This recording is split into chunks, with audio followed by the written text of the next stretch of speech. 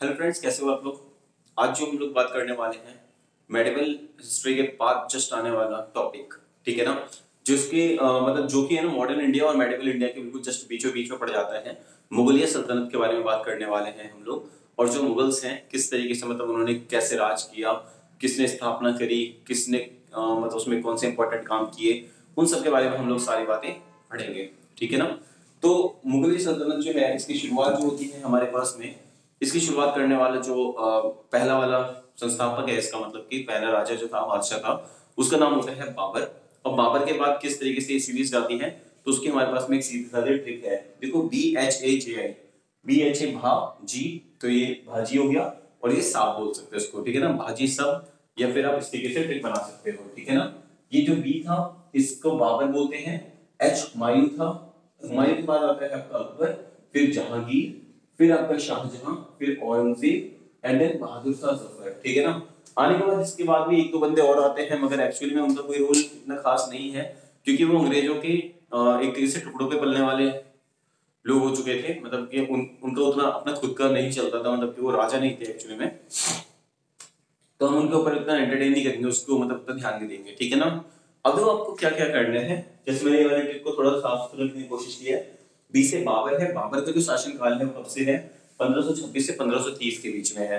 हम क्या करेंगे, हर एक जो मेन हमारे इंपॉर्टेंट किरदार हैं इसके, उनको एक बार डीपली पढ़ेंगे कि मतलब उन्होंने कौन से इंपॉर्टेंट काम किया है, किस तरीके से कौन सी चीजें उन्होंने बहुत इंपॉर्टेंटली करी हुई है, ठीक है। तो अभी बाबर के बारे में भी डिस्कस करेंगे, पर मगर हम लोग पहले देख लेते हैं इनका शासनकाल कब से कब तक रहा था। तो बी से है हमारे पास में बाबर, बाबर का जो कार्यकाल है वो 1526 से 1530 के बीच में रहता है। इसके बाद में आते हैं उसका बेटा हुमायूं। हुमायूं जो है इसका जीवन थोड़ा कष्ट भरा रहता है, तो इसी वजह से क्या होता है कि 1530 से 1540 तक तो डायरेक्टली रूल करता है। वैसे एक्चुअली में डायरेक्टली रूल नहीं करता, वो स्टार्टिंग से ही काफी लड़ाई झगड़े और पंगे में मतलब उसका पूरा शासनकाल चल रहा होता है। फिर उसके बाद 15 साल तक उसको इधर उधर भाग के छिपना पड़ता है इधर उधर, और फिर 1555 से 1556 के बीच में वो आता है, दोबारा जीत हासिल करता है, और देन उसके बाद में उसको अपना राज वापस मिलता है, जिसको संभालने के लिए फिर उसका बेटा होता है अकबर, जो कि बहुत ही छोटी उम्र, ठीक है ना, मतलब 14 साल की उम्र एक बहुत छोटी उम्र होती है। तभी उसको मतलब 14 साल की उम्र से ही उसको लड़ाइयाँ लड़नी पड़ती हैं, अपने आप को सिद्ध करना पड़ता है कि हाँ मैं संभाल सकता हूँ, क्योंकि आसपास के जो राजा और रजवाड़े थे उनको जैसे ही पता चलता है कि मतलब कि हाँ भाई गद्दी खाली हो चुकी है मुगलिया सल्तनत की, और वहां पे एक छोटा सा 14 साल का बच्चा है, तो वो आक्रमण करने की फिराक में होते हैं, जिनमें से एक हेमू विक्रमादित्य करके राजा होते हैं, जो कि शेरशाह सूरी के कमांडर होते हैं, वो आते भी हैं, लड़ाई भी होती है, मगर उसमें हेमू विक्रमादित्य की मौत हो जाती है, बिकॉज अकबर अकेला नहीं था। अकबर को जो सपोर्ट करने वाला बंदा था उसका नाम था बैरम खान, ठीक है ना। बैरम खान एक तरीके से उनका बिल्कुल वफादार आदमी था अकबर की सेना का, और उसी ने लीड किया था सब कुछ, और उसी के ये मतलब मान लो उसी की वजह से ये कामयाबी उसको मिल पाई थी अकबर को, कि जिसकी वजह से उन्हें भारत पे राज दोबारा से अपना स्थापित किया था। फिर अब देखो अकबर का जो अकबर ने कब तक राज किया था, 56 से लेकर 1605 तक का, ठीक है ना। एक्चुअली में क्वेश्चन अकबर के ऊपर ये भी बनता है कि मतलब सबसे ज्यादा राज करने वाला बंदा मुगलिया सल्तनत में, सबसे ज्यादा राज करना वो किसने मतलब किया, तो अकबर ने किया। अकबर के बाद में जो आता है आपके पास में जहांगीर, ठीक है ना। जहांगीर का जो शासनकाल है वो 1605 से लेकर के 1627 तक के बीच में जाता है। जहांगीर के ऊपर कुछ मेन मुद्दे होते हैं, जैसे मतलब मान लो लेट सपोज कि इसने जो सिख गुरु होते हैं उनका कत्ल करवाया था, 5वें सिख गुरु जिनका नाम था अर्जुन देव, ठीक है ना। उसके बारे में भी हम लोग अभी डीपली पढ़ेंगे। उसके बाद में आता है शाहजहां, ठीक है। शाहजहां को चित्रकला का युग में मतलब रखा जाता है, जो चित्रकला सॉरी शाहजहां को बनाया जाता है, जो मतलब बिल्डिंग्स वगैरह बनाने के लिए सारा श्रेय इसको जाता है, ठीक है ना। तो जहांगीर जो था वो चित्रकला में आगे था, मगर जो शाहजहां था वो बिल्डिंग्स में आगे था, ठीक है ना। उसके बाद में औरंगजेब आता है, ना तो चित्रकला में आगे होता है ना बिल्डिंग्स में, इनफैक्ट नफरत करता है उन लोगों से, मतलब अपने ऊपर वाले लोग, मतलब जो उसके वंशज होते हैं उससे नफरत करता है कि मतलब हमारा सारा का सारा जो पैसा है उन्होंने इन सब चीजों में डुबो दिया, तो अब से मुझे ये काम नहीं करना है, अब मैं थोड़ा मतलब एक तरीके से क्रूर राजा बन के उभरा था काफी। तो औरंगजेब की कहानी भी हम पढ़ेंगे, अभी थोड़ा डिस्कस करेंगे। तो उससे पहले हम लोग एक काम करते हैं, बाबर के बारे में सारी इंपॉर्टेंट बातें जरा थोड़ा डिस्कस कर लेते हैं। देखो भाई बाबर जो है इसका जन्म जो है वो वैलेंटाइन डे वाले दिन होता है, ठीक है। एक्चुअली में 14 फरवरी 1483 को होता है। कहां पे होता है? तो अफगानिस्तान की एक जगह है जिसका नाम है फरगना, ठीक है ना। तो अफगानिस्तान के फरगना में इसका जन्म होता है, ठीक है। मतलब बेसिकली काबुल के अंदर पड़ रहा है वो भी, काबुल मतलब अफगानिस्तान के अंदर ही है वो भी, ठीक है। उसके बाद हम बात कर लेते हैं कि उसकी एक ऑटोबायोग्राफी है जिसका नाम है बाबरनामा। किसने लिखी है? तो ऑटोबायोग्राफी का मतलब क्या होता है? ऑटो मतलब सेल्फ, बायोग्राफी मतलब कि लिखी हुई, तो सेल्फ लिखी हुई होती है, कंफ्यूज मत हो जाना, ठीक है। जो बाबरनामा है किसमें लिखी हुई है? जो टर्किश लैंग्वेज में लिखी हुई है, एक्चुअली तुर्की बोलते हैं, तुर्की वाली लैंग्वेज जो होती है हमारे पास में, मतलब तो वहां के लिखी हुई है। कई बार पूछा जाता है क्वेश्चन कि मतलब कि मुगल सल्तनत की जो ऑफिशियल लैंग्वेज थी वो क्या थी? तो वो हमारे पास में जो थी वो पर्शियन थी। एक्चुअली में कुछ ही मतलब ये मान लो 2-4% ही बस चीजें हैं जो कि तुर्किश में लिखी हुई हैं इनकी, बट बाकी जो है इनका पर्शिया का कल्चर इन्होंने अपना लिया था। और इनफैक्ट इनका जो कल्चर था ना, कोर्ट का कल्चर, वो भी पर्शियन कल्चर मतलब इन्होंने अपनाया हुआ था। अब देखो बाबर जो है वो जब इंडिया में आता है तो बेसिकली उसको बुलाया जाता है इब्राहिम लोदी को खत्म करने के लिए, इब्राहिम लोदी से सत्ता छीनने के लिए उसके भाई के द्वारा। और जब बाबर यहाँ पे आता है तो उसका यहाँ का वातावरण बहुत अच्छा लग जाता है, जिसकी वजह से वो बाद में वहां से जाता नहीं है और इंडिया में ही रुक जाता है, जो कि बिल्कुल लैड करता है, मतलब कि जो कि जड़ होती है हमारे पास में मुगलिया सल्तनत की इस हिंदुस्तान में रहने के लिए, ठीक है। सबसे पहले हम बात कर लेते हैं कि इसके जो प्रथम युद्ध हैं, मतलब सारे के सारे जो मतलब इंपॉर्टेंट युद्ध हैं वो सारे के सारे हम डिस्कस कर लेते हैं। देखो एक्चुअली से 4 युद्ध लड़े, चारों युद्ध बिल्कुल सीरियल वाइज लड़े, जैसे हम लोग क्लास में पढ़ते हैं ना कि पहले से दूसरे में गए, दूसरे तीसरे में गए, तीसरे चौथे में गए, तो वैसे इसने भी क्या करा, 1526 में भारत आता है और 1526 के बाद 27 में, 28 में, 29 में लड़ाइयां लड़ता है, ठीक है। 26, 27, 28, 29। तो 26 में जो इसकी लड़ाई होती है उसे बोलते हैं पानीपत की लड़ाई। 27 में जो इसकी लड़ाई होती है उसे बोलते हैं खानवा का युद्ध, खानवा की लड़ाई। 28 में इसकी जो लड़ाई होती है वो चंदेरी या फिर घाघरा का युद्ध कहलाता है। 29 में जो इसकी लड़ाई होती है उसको बोलते हैं हम लोग, सॉरी 28 की होगी थी ना, ओके। 29 में जो होती है हमारे पास में वो इसकी होती है अफगानी फोर्सेस से लड़ाई। अफगान के जो फोर्स होती हैं वो आते हैं, मतलब उनसे लड़ाई होती है इसकी। फिर 1530 के अंदर इसकी डेथ हो जाती है एक्चुअली, ठीक है ना। और ये डेथ कहाँ पे होती है इसकी? आगरा में होती है। देखो ये जो 26 में पानीपत का, 27 में खानवा का युद्ध है, तो इसको याद करने की ट्रिक है हमारे पास में। देखो पानी पिया, खाना खाया, चांद देखा, घर गया एंड मर गया, ठीक है। देखो एक्चुअली में पानी पिया से क्या होगा? पानी पिया से हो गया पानीपत, खानवा से क्या हो गया?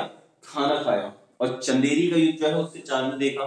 और एक जो हमारे पास में घाघर की जो युद्ध हुआ था, घग्गर युद्ध, उसके लिए घर बोल दिया मैंने। और 1530 में मर गया बिकॉज डेथ हो गई थी। इसकी जो डेथ हुई थी वो कहां पे हुई थी? आगरा में हुई थी। आगरा में एक जगह है हमारे पास में आरामबाग, उसके अंदर उसका टॉम है। और बाद में एक्चुअली क्या हुआ था कि उसके टॉम को बाद में काबुल लेके गए थे वो लोग। और काबुल ले जाने के बाद में अफगानिस्तान के अंदर ही काबुल पड़ता है, तो वहीं पे जाके इसको फिर दफना दिया गया था। तो अगर आपसे क्वेश्चन पूछता है कि मतलब कि बाबर का जो टॉम है, मकबरा है, वो कहां पर है, तो आप बोलोगे कि मतलब बाबर का जो मकबरा है वो कहां पर है हमारा। बेसिकली मतलब उसको हम इंडिया के अंदर अगर पूछता है तो हम आगरा बोलेंगे। अगर ऑप्शन में आपके पास में अफगानिस्तान या फिर काबुल आ जाता है तो आप वहां पे जरूर बोलेंगे, ठीक है ना। इंडिया में देखो जब भी आएगा तो आप कहीं बोलेंगे यूपी के अंदर है, ठीक है ना। यूपी के अंदर कौन हो सकता है? आगरा। आगरा के अंदर क्या है? आरामबाग। या फिर अफगानिस्तान के अंदर काबुल। काबुल के अंदर आपका बेसिकली काबुल के अंदर ही कहीं पे स्थापित है। तो मतलब काबुल मतलब मेनली पूछा जाएगा आपसे, ठीक है ना। तो होप सो कि आपको बाबर के से रिलेटेड ये सारे क्वेश्चन आपको क्लियर हो चुके होंगे, ठीक है ना। तो बाबर का इससे ज्यादा नहीं पूछा जाएगा। आगे हम जो बात करने वाले हैं वो बात करेंगे हुमायूं की।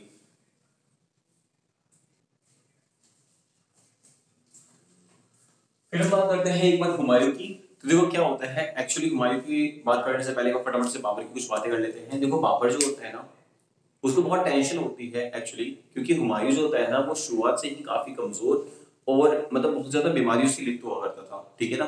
तो बाबर को लगता है यार मैंने इतनी मेहनत करी और इतने सारा मतलब मैंने अपना साम्राज्य खड़ा किया, मतलब आधा से ज्यादा भारत जीत गया, तो किस तरीके से मतलब कि आगे का मतलब अब क्या होने वाला है कुछ, मतलब कि मेरा इकलौता लड़का है वो भी मतलब बीमार पड़ा रहता है 24 घंटे। तो ऐसा माना जाता है कि उसने अल्लाह से अपने मतलब दुआ मांगी थी कि भले मेरे को इसकी बीमारी दे दो मगर इसको ठीक कर दो, क्योंकि इसको पूरा राजपाट चलाना है, तो ऐसा माना जाता है कि मतलब कि उसकी दुआ भी कबूल हुई और अचानक से जो बाबर है उसकी मौत हो जाती है। और एक्चुअली वो उसी बीमारी से होती है जो कि हुमायूं को बीमारी लगी हुई होती है। और जैसे ही उसकी मौत होती है पता चलता है कि हुमायूं ठीक हो चुका है। कहीं कई बातें हैं, कई बुक्स में इसका जिक्र है वैसे। तो अगर आप यूपीएससी वगैरह की तैयारी कर रहे हो तो आपको काफी ज्यादा डिटेल्स इसकी पता चल रही होंगी। तो खैर अभी हम ज्यादा अंदर नहीं जाएंगे। हुमायूं की बात करते हैं तो हुमायूं जो है वो 1530 से 1540 के बीच में इसका राज चलता है, जिसके अंदर इसको कई बार परेशानियों का सामना करना पड़ता है। जैसे सबसे पहले इसका जो है ना मतलब 1531 के अंदर ही बैटल ऑफ देवरा होता है, जिसके अंदर शेरशाह सूरी आता है और लड़ाई करता है। मगर वहां पे क्या होता है, शेरशाह सूरी हार जाता है बिकॉज इसके पास एक बहुत बड़ी सेना होती है।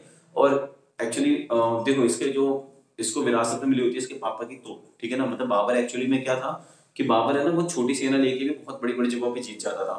क्यों? क्योंकि जैसे मान लो यहाँ पे 5 लोग हैं इस टीम में और यहाँ पे सिर्फ 1 या 2 लोग भी हैं, ठीक है ना। तो क्या होता था, ये 2 में से एक बंदे को तो मतलब एक यूनिट को अपनी यहाँ पे रखता था और दूसरे को ना बीच में गड्ढा करके तोप के पास रख देता था। तो जैसे ही 5 लोग आते थे ना तो यहाँ पे पहले तोपें चलती थी।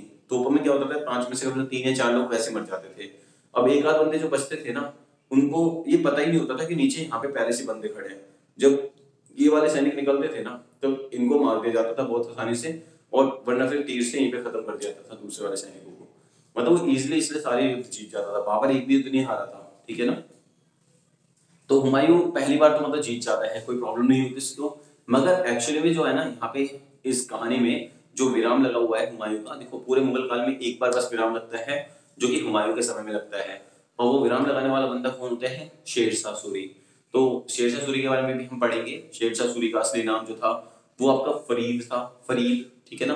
तो फरीद जो बेसिकली मतलब ये सासाराम के एक मतलब जो प्रधान बोलते हैं, तो प्रधान का मतलब एक बेटा था, ठीक है ना ये। और 12 साल की उम्र में ही इसने जो सासाराम के एरिया का मतलब जो लीडर था, मतलब जैसे बोलते हैं वहाँ का राजा जो था, उसके साथ में एक बार ये जाता है बगीचे की तरफ में, मतलब बगीचे नहीं सॉरी एक्चुअली जंगल की तरफ जाता है। और वहां पे जब वो शिकार कर रहा होता है ना राजा, तो राजा को मतलब जब शिकार का ध्यान होता है तब वहां पे एक शेर झपटता है उसके पास में। तो ये फरीद जो 12 साल का होता है, जिसको बाद में शेरशाह सूरी के नाम से जाना जाएगा, ये क्या करता है, ये उस शेर की गर्दन काट देता है एक ही बार में, जिससे गर्दन कटने की वजह से शेर की मौत हो जाती है।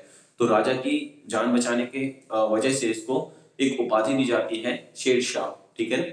तो बेसिकली मतलब इसको क्या होता है, फिर ये मतलब ये शेरशाह की उपाधि इसको मिलती है। बट वो एक्चुअली में इसको एक्सेप्ट नहीं करता अभी फिलहाल। ये इसको एक्सेप्ट कब करेगा, जब ये 39 में मतलब हुमायूं को हरा देगा, ठीक है ना। तो अभी जैसे मतलब क्या होता है 31 में ये देवरा की लड़ाई करता है, मगर क्या होता है इसको हार का सामना करना पड़ता है।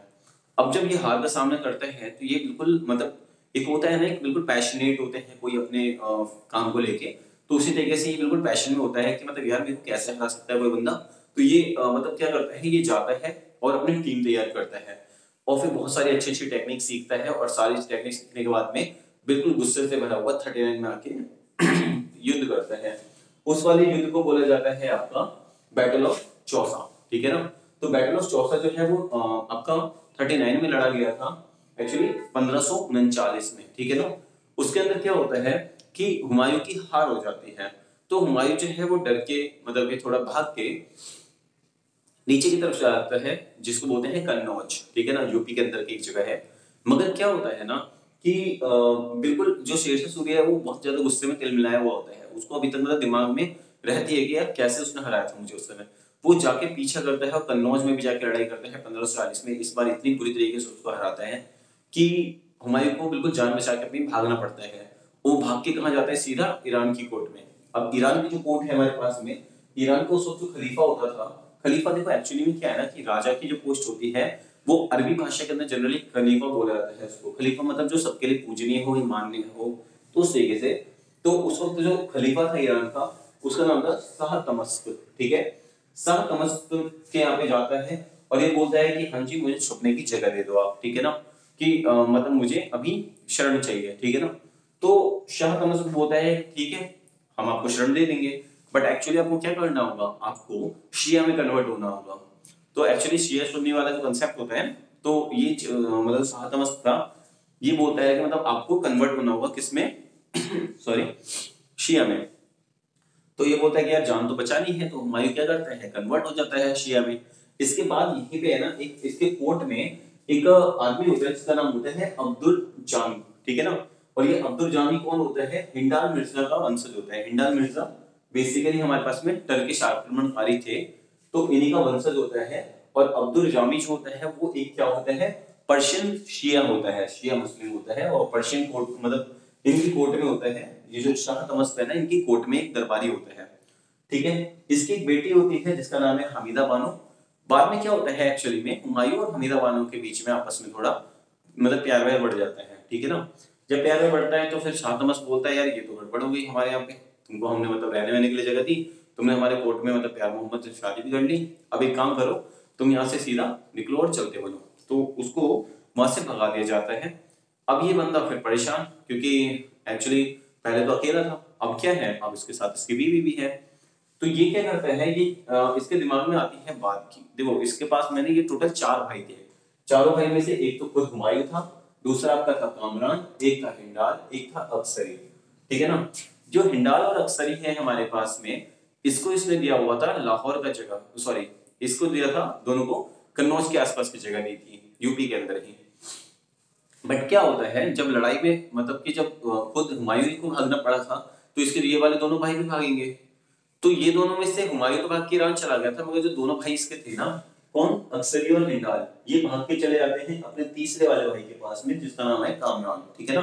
कामरान को उस वक्त दिया गया होता है लाहौर, ये भी हुमायूं ने ही इसको गिफ्ट किया होता है, मतलब संभालने के लिए दिया होता है। तो कामरान अपना राजपाट अच्छे से चला रहा होता है, ठीक है। तो क्या होता है 1540 के बाद में, मतलब बेसिकली वैसे 1546 का समय आ चुका है अभी, 1546 में ये जाता है कामरान के पास में और इसको बोलता है कि भाई हमारा जो राजपाट है उसको वापस छीन लेना पड़ेगा हमें, क्योंकि ये हमारा हक बनता है और हमें चाहिए। तो कामरान बोलता है कि नहीं, मैं अपने में खुश हूँ अभी, और मैं नहीं चाहता कि मैं बड़े लोगों से मतलब वहां पे जाके मतलब फालतू युद्ध करना। तो इसको जब नहीं समझ में आता है कामरान को, तो फिर हुमायूं क्या करता है, हिंडाल और अक्सरी को तैयार करता है। तो हिंडाल और अक्सरी जब तैयार हो जाते हैं तो वो तीनों मिलकर फिर कामरान को बोलते हैं, कामरान बोलता है कि यार तुम लोगों ने परेशान कर रखा है, नाक में दम कर रखा है, चलो ठीक है हम लोग युद्ध कर लेते हैं, कोई प्रॉब्लम वाली बात नहीं है। उसके बाद में क्या होता है, ये लोग तैयार होकर जाते हैं सूर्य डायनेस्टी पे हमला करने के लिए। बट एक्चुअली में शेरशाह सूरी जिसने मतलब कि उस पर अटैक किया था, उसकी तो मौत हो जाती है 45 के अराउंड में, ठीक है ना। और ये लोग जाते हैं लड़ाई करने के लिए कब, 1555 में, ठीक है ना। तो 1555 जो हमारे पास सीन होता है, उस वक्त वहां पे सूर्य डायनेस्टी की रूल कर रही होती है। बट सूर्य डायनेस्टी के अंदर वहां पे कौन होता है, सिकंदर शाह सूरी, ठीक है ना। सिकंदर शाह सूरी का एक कमांडर होता है जिसका नाम है हेमू। क्वेश्चन बनता है कि लास्ट हिंदू राजा हमारे इंडिया का कौन था, तो उसका नाम आप याद रखना हेमू। उसको विक्रमादित्य के भी टाइटल मिला हुआ है, हेमू विक्रमादित्य बोलते हैं। तो क्या होता है कि जब लड़ाई होती है ना, तो इसमें हेमू जो होता है हेमू विक्रमादित्य, ये इसको मतलब कि इससे मतलब ये लड़ाई जीत जाता है, ठीक है ना। तो लड़ाई जीतने के बाद में हेमू भग जाता है उस वक्त वहां से, ठीक है। अभी एक बार आगे की बातें करते हैं, ठीक है। तो समय का पहिया चलता है और फिर उसके बाद में क्या होता है, बेसिकली अकबर आता है। अकबर के आने से पहले मैं दो बातें और फटाफट से बताना चाहूंगा कि मतलब जो अ, मतलब कि शेरशाह सूरी का जो मतलब टॉम्ब है, ठीक है ना, ये कहाँ मतलब ओल्ड फोर्ट जो देख रहे हो ना, ओल्ड फोर्ट, तो ओल्ड फोर्ट दिल्ली का वो उसी ने बनवाया हुआ ये बिल्डिंग। और टॉम्ब जो है इसकी मतलब जो मकबरा है इसका, वो सासाराम में है। सासाराम आपका कहाँ पड़ता है, बिहार के अंदर पड़ता है। इसके बाद में बेसिकली होता क्या है कि अकबर की एंट्री होती है 15 अक्टूबर 1542 को। एक पैदा हुआ होता है अमरकोट की कोर्ट में। देखो एक्चुअली में होता क्या है, जब ईरान की गवर्नमेंट निकाल देती है से उनको, तो ये जाते हैं वीर राजा छत्रसाल के यहाँ पे। और छत्रसाल के मतलब छत्रसाल के यहाँ पे जाने के बाद में अमरकोट में मतलब कि इनका एक बेबी होता है, जो कि होता है 1542 के अंदर, ठीक है ना। तो 1542 में एक्चुअली तभी जब मतलब इनका बेबी हो जाता है ना, तभी ये परेशान होता है कौन, हुमायूं, ठीक है ना। तभी वो जाता है अपने भाइयों के पास में, जो स्टोरी मैंने भी थोड़ी देर पहले बताई आपको। तो बेसिकली फिर ये होता है, फिर वो बैटल ऑफ सरहिंद लड़ता है जिसको जीत जाता है। जीतने के बाद में क्या होता है, हुमायूं जाता है जो एक लाइब्रेरी होती है उनकी, तो उस लाइब्रेरी में मतलब जब वो टहल मतलब लाइब्रेरी से जब नीचे उतर रहा होता है ना, तो उसके जीने पर से वो गिर जाता है सीढ़ियों पर से, और देन उसको उसकी मौत हो जाती है, ठीक है। तो ये बात जब पता चलती है आसपास के राजाओं को, तो उनको बहुत ज्यादा मतलब कि मतलब कुछ राजाओं को मतलब जैसे थोड़ी बहुत को पता चलती है, तो वो लोग तो मतलब कि फटाफट से खुश हो जाते हैं। जिनमें सबसे ज्यादा खुश होता है मतलब हमारा सिकंदर शाह सूरी, ठीक है ना। वो हेमू विक्रमादित्य को भेजता है फटाफट से कि मतलब हाँ भैया जाओ, खाली जगह पड़ी है, जल्दी से जाके कैप्चर कर लो, ठीक है ना। तो उसी में क्या होता है, बैरम खान होते हैं। बैरम खान कौन होते हैं, अकबर का मतलब एक तरीके से नेतृत्व, मतलब जिसके नेतृत्व में अकबर होते हैं। तो बैरम खान फटाफट से बोलते हैं कि चलो अकबर को यहाँ पे लेके आते हैं। अकबर उस वक्त 14 साल का था। उसको लाया जाता है और उसको लड़वा दिया जाता है बैटल ऑफ पानीपत, ठीक है ना। बैटल ऑफ पानीपत एक्चुअली में मतलब कि बोला जाता है कि मतलब कि ये सिकंदर शाह सूरी और अकबर के बीच की लड़ाई थी, बट रियलिटी में बैरम खान का सपोर्ट पूरा अकबर को था, और हेमू विक्रमादित्य जो था वो सिकंदर शाह सूरी के साथ में, ठीक है ना, उनका सपोर्ट था। तो लड़ाई जब होती है तो क्या होता है, हेमू विक्रमादित्य को मतलब इतना बुरी तरीके से मारा जाता है, मतलब कि उसको मार दिया जाता है और जानबूझ के मतलब ऐसा बोला जाता है कि उसकी आंखों में तीर घोंप दिया गया था, ठीक है ना। तो मतलब ताकि लोग जो आसपास के लोग हैं वो डरे और क्रूरता समझे इसको, क्योंकि उनको क्या करना था, पूरे मतलब दहशत फैलानी थी, ठीक है। तो होता क्या है कि 1556 में पानीपत की लड़ाई होती है, सिरसा, ओके। फिर उसके बाद में जो इसकी मेन लड़ाइयां हैं अकबर की, वो दो ही हैं। काफी शांति प्रिय राजा था, सबसे ज्यादा शासन करने वाला राजा यही रहा है इनके अंदर, ठीक है ना। तो एक पानीपत की लड़ाई हुई थी 1556 में, जो कि इसकी बहुत मजबूरी थी। और एक हल्दी घाटी की हुई थी 1576, ये हुई थी जबरदस्ती कब्जाने के लिए चक्कर में, मतलब ये चाहता था कि मैं ज्यादा से ज्यादा अपनी मतलब जगह को बढ़ाता रहूं। ये देखो एक्चुअली में क्या करता था ना, इसके पास एक बहुत बड़ी सेना थी। अब इस ये दिमाग से खेलता था। ये बोलता था या तो हमारे साथ मिल जाओ या तो हमसे लड़ाई कर लो। तो भाई एक बात बताओ, छोटे छोटे राजाओं पे पहले जाता था, उसने क्या करा, पहले छोटे छोटे राजाओं से अपनी सेना बड़ी बना दी। अब बड़ी बड़ी सेना जाके आप कहीं पे भी खड़ी कर दोगे तो क्या होगा, ज्यादातर राजा बोलते थे ये ठीक है भाई, हम तो आपके साथ हैं, ठीक है। तो इसकी इस तरीके से अटैक बढ़ता चला गया। मगर हल्दी घाटी का युद्ध थोड़ा डिफरेंट था। इन्होंने बोला कि हम भाई पराधीन होना स्वीकार नहीं करेंगे, हम स्वाधीन रहेंगे। तो इसलिए उनको लड़ाई करनी पड़ी, ठीक है ना। महाराणा प्रताप के बारे में आप बहुत अच्छे से जानते हो, अब उसके अंदर अभी फिलहाल नहीं घुसेंगे। अभी वो बीरबल के यहाँ पे नवरत्न थे, ठीक है ना। नवरत्नों का जो नाम है उसको याद रखने का तरीका है BAT bat, BAT bat, bat bat, MBH, ठीक है ना। तो देखो, बी से बीरबल है, ए से अबुल फजल है, टी से टोडरमल है, बी से भगवान दास है, ठीक है ना, ए से अब्दुल रहमान खान खाना है, टी से तानसेन है, एम से मुल्ला प्याजा है, एस से हकीम हुकाम है। तो हमारे पास में सारे के सारे नाम आप इजीली याद कर सकते हो, ठीक है ना। विद ट्रिक्स अगर याद करोगे तो हमारे लिए भी इजी रहेगा, और मतलब चीजों को समझना बहुत आसान होता है, ठीक है ना। इसके अलावा इसने दीन इलाही की स्थापना की थी, जिसको सबसे पहले मानने वाला कौन था, महेश दास था। महेश दास को एक्चुअली बीरबल बोला जाता है। क्वेश्चन देखो बहुत ज्यादा है, घुमा फिरा के कहीं से भी कुछ भी पूछे जा सकता है। ये भी बोला जाता है इसके अंदर अकबर के शासनकाल में हरम गवर्नमेंट चली थी। तो हरम गवर्नमेंट जो थी वो बेसिकली क्या थी, उसको पेटीकोट गवर्नमेंट भी बोलते हैं। और ये कब से कब तक चली थी, 1560 से 1562 की तक चली थी। जिसके अंदर बेसिकली क्या था कि अकबर का दिमाग एक लेडी ने थोड़ा सा मतलब मति भ्रष्ट कर देना टाइप का होते हैं। महामंगा नाम की एक लेडीज थी, उन्होंने क्या करा था, अकबर का ब्रेन वॉश कर दिया था, जिसकी वजह से उन्होंने क्या करा था, ये जो सॉरी इसमें लिखा हुआ नहीं है, तो मतलब कि बेसिकली क्या होता है कि मतलब कि ब्रेन वॉश करके वहां पे मतलब पेटीकोट गवर्नमेंट बोलते हैं या हरम गवर्नमेंट बोलते हैं। तो इसमें लेडीजों का शासन चला था, मतलब जो वो बोलते थे तो वही होता था, इसलिए इसको इतिहास में मतलब पेटीकोट गवर्नमेंट के नाम से जाना जाता है, ठीक है ना। उसके अलावा महेश दास जो थे बीरबल, वो उन्होंने दीन इलाही को सबसे पहले मानने वाले धर्म, मतलब अकबर ने एक नया धर्म बनाया था दीन इलाही, उसको मानने वाला सबसे पहला इंसान कौन था, तो वो था बीरबल, ठीक है ना, जिसको हम बोलते हैं महेश दास, ठीक है ना। तो अकबर के बारे में इतनी जानकारियां काफी हैं। और फिर आता है आपके पास में अकबर का बेटा जहांगीर, ठीक है ना। अब जो जहांगीर होता है ये एक्चुअली मतलब कि काफी मतलब ठीक ठाक राजा होता है एक तरीके से। इसने मतलब कि ना उतना क्रूरता नहीं दिखाई थी, इसने एक थोड़ा चित्रकला का युग अपने आप में मतलब कि पेश करने की कोशिश की थी। एक्चुअली इसका जो शासनकाल चलता है वो 1605 से लेकर के 1627 के बीच चलता है। फर्स्ट टाइम रक्षाबंधन मनाने वाला मुगल एम्परर कौन था, तो जहांगीर था। चित्रकला का इसको स्वर्णिम युग बोला जाता है इसके शासनकाल को। एक्चुअली इसके यहाँ पे दो चित्रकार थे, एक था उस्ताद मंसूर, एक बिशन दास, ठीक है। जो सिखों के पांचवें गुरु गुरु अर्जुन देव, उनका सर कलम करवाने वाला जहांगीर था, ठीक है। एक्चुअली इसने सर कलम इसलिए करवाया था क्योंकि इसको शक था कि ये मेरे भाइयों को भड़का रहा है मेरे खिलाफ, ठीक है ना। तो इसके चक्कर में इसकी जो शादी हुई थी वो महरुन निस्सा से हुई थी। और जनरली जहांगीर के बारे में उतना ज्यादा इंपॉर्टेंट नहीं पूछा जाता, यही इंपॉर्टेंट है इसके, ठीक है ना। उसके बाद में बात करते हैं, देखो चित्रकला का इसलिए बोल रहा हूँ क्योंकि चित्रकला में तो बेसिकली वो अलग अलग बिल्डिंग्स में जाकर चित्रकला करवाता था, ठीक है ना। तो कोई बड़ी बिल्डिंग वगैरह नहीं है, बस क्या था कि मतलब इसके जो किशनदास थे ये बहुत अच्छी अच्छी पेंटिंग मतलब की बनाते, पेंटिंग सॉरी ड्राइंग बनाते थे, बहुत अच्छी अच्छी मतलब आर्ट, दीवार में जो होती है आर्ट, तो वो बनाते थे बहुत अच्छी अच्छी चिड़िया वगैरह की, ठीक है ना। तो इसलिए मतलब उतना ज्यादा इंपॉर्टेंट नहीं है क्योंकि कोई खास बिल्डिंग नहीं है। मगर हाँ, इसकी कमी को दूर करने के लिए आया था शाहजहां, जिसको निर्माण कला का स्वर्ण युग बोले जाते हैं। और इसने एक से एक बढ़िया निर्माण करवाए हैं, एक्चुअली में करवाए हैं नहीं करवाए वो तो अभी डिस्प्यूटेड है। मगर हम वही वाली बात करेंगे कि जो हमसे बुक में पूछा जाता है और जिसको हमें टिक लगाना है, ठीक है ना। तो आपको याद रखना है इसकी ट्रिक मत जा रेशमा दीवानी। तो इसके बेसिस पे हम लोग पढ़ेंगे कि मतलब कौन कौन सी चीजें उसने बनवाई हैं।